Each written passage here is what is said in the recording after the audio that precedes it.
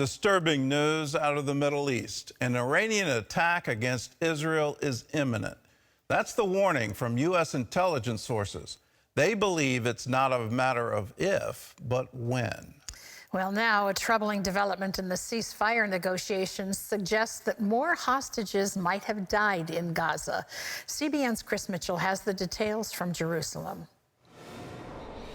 Those intelligence sources believe Iran could launch missiles or drones, maybe both, toward Israel at any moment. In a press briefing, Israeli Defense Minister Yoav Gallant told CBN News that Israel can respond quickly and decisively to an attack, regardless of where it originates in the Middle East, including Iran. Middle East expert Avi Melamed says Iran will probably direct one or more of its proxies in the region to retaliate against Israel for a strike that killed Iranian General Mohammad Zahedi in its consulate in Damascus. Melamed points out that by not attacking Israel directly, Iran is shielded from the consequences. We have to remember yet, this is a very sophisticated regime.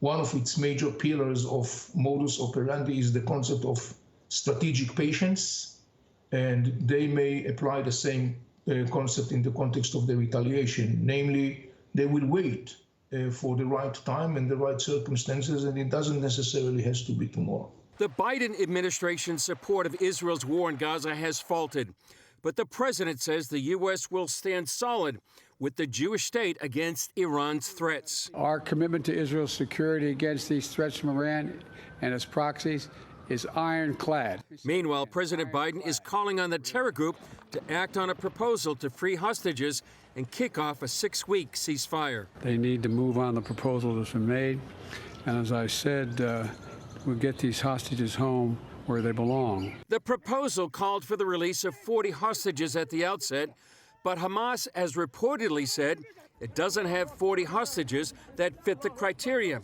causing concerns that many more have been killed. In Washington, House Republicans working on a resolution supporting the Jewish state in its war against Hamas spoke out against President Biden's criticism of Prime Minister Benjamin Netanyahu's handling of the war. Joe Biden has transformed into an anti-Israel president. There's really no other way to characterize it. He's more concerned, seemingly, with placating the anti-Semitism in his base than standing with our historic and vitally important ally. Chris Mitchell, CBN News, Jerusalem. Well, please pray for Israel today. Pray for their peace and for their protection. These are horrific moments in time. I never thought I'd see the U.S. turn its back on Israel, but it's literally unfolding, and it's all because of politics and counts of votes in Michigan. It's absolutely incredible to see this kind of activity where you're abandoning the long-term strategic ally in the Middle East, the only democracy there, who has been with us throughout the decades. And you just wonder, what are we doing pandering to votes on that level? It makes no sense.